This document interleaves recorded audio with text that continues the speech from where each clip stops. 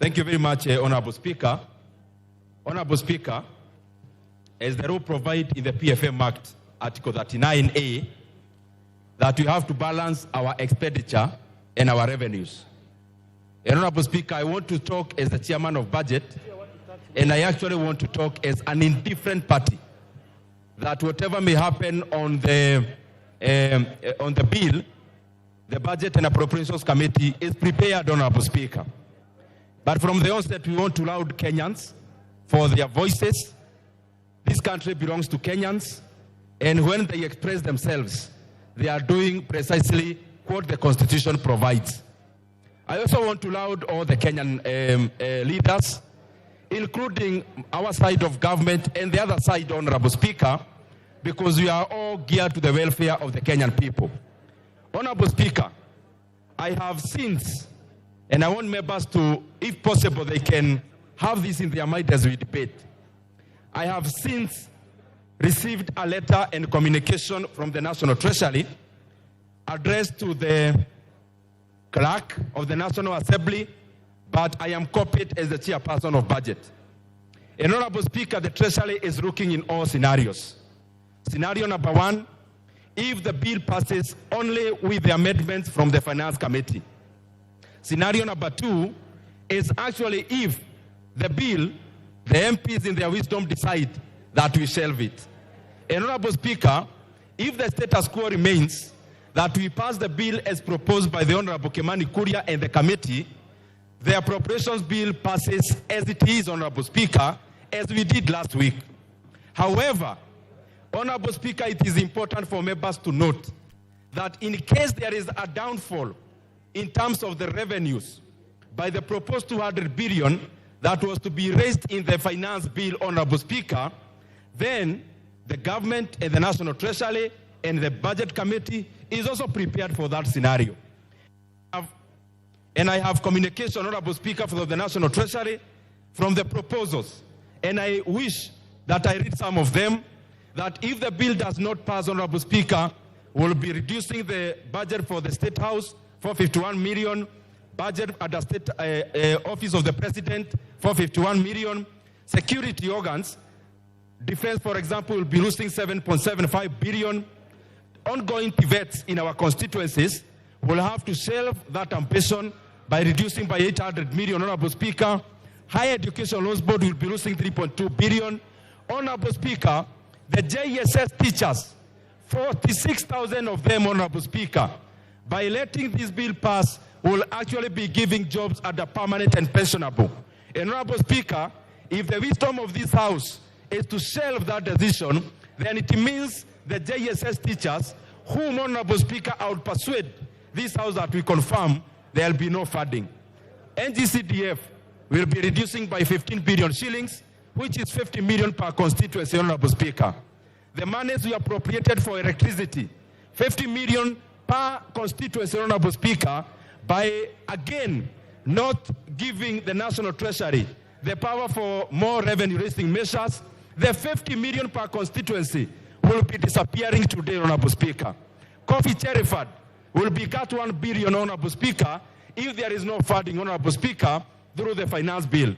Our last plea is this. This letter is public information. It can be shared to the members of Parliament.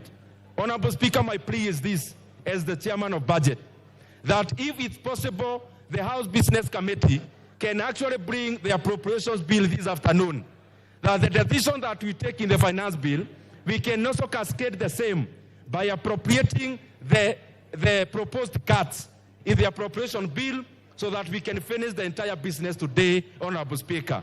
However, Honorable Speaker, I am sure with the same energy that we are speaking either for or against, we will also explain to Kenyans, the JSS teachers, I am sure those who will be voting against their confirmation to PNP, we will also explain to them, Honorable Speaker.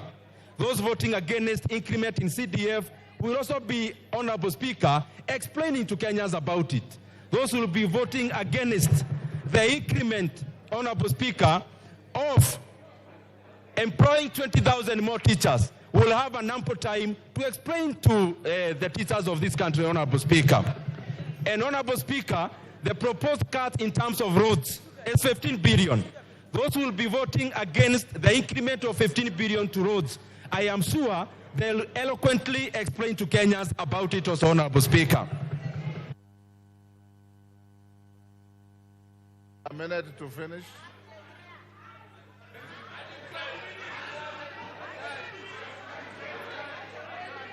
Order. Honorable Speaker. Order, honorable members. Order. Order.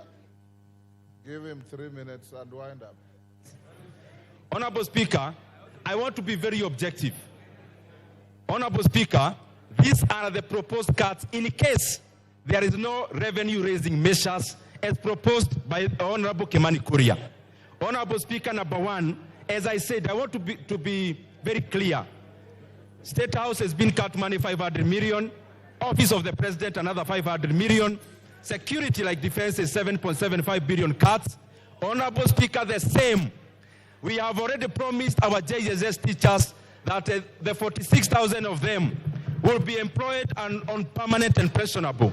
Honorable Speaker, if we don't give the National Treasury the power for revenue-raising measures, it means the people will be voting against the confirmation of the 46,000 interns. Will have up to time to explain to them how they voted against them getting permanent jobs, Honorable Speaker. Honorable Speaker, the reduction in NG-CDF is 15 billion shillings. That is a small figure, Honorable Speaker, because I can see members are saying 50 million is not much. In Kiharo, it's a lot of money, Honorable Speaker, that every constituency will be cut 50 million shillings starting July, Honorable Speaker. GAF, we just added them 500 million. Honorable Speaker, the proposal is to reverse the 500 million and also to reduce further by an extra 1 billion, Honorable Speaker. The monies we appropriated for electricity, 50 million per constituency, Honorable Speaker. I hope those who will be voting against electrification in our villages will have time to explain to Kenyans why they are voting against electricity in our rural areas, Honorable Speaker. Honorable Speaker, there is a proposed reduction. Order.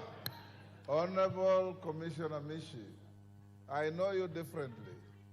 Order. Order, honorable members. Order. Order, honorable members on both sides of the House. Order. Order.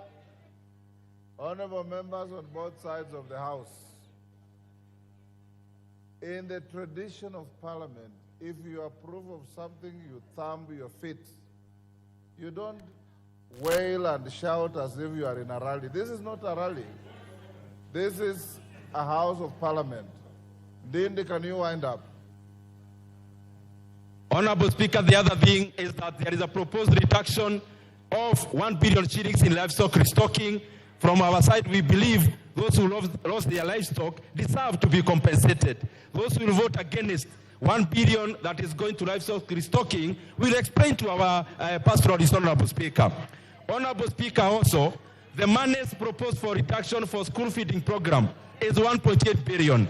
On our side, we believe the 1.8 billion is needed to feed the children of this country as they go to our schools, Honorable Speaker.